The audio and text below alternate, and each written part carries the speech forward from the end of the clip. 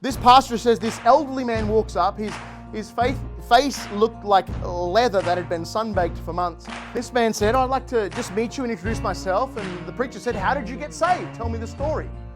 The elderly man said, "It was only 5 years ago. I was working outside the distant shepherding outpost in Victoria called Bendigo. I was many, many kilometres away from the base of population. I was out there all by myself, far, far, far away. There I was, tending my sheep, and wouldn't you believe it, in the wind came this page of a newspaper. This guy got the newspaper, caught it out of the wind. He didn't see newspapers in that area. He began to read it. It was Spurgeon's sermon. He said he didn't know it was a sermon at the time, or he would have scrunched it up and thrown it back in the wind to visit someone else. But he was gripped by it. He said by the time he realized he was actually reading a sermon, he was already caught up and he couldn't put it down.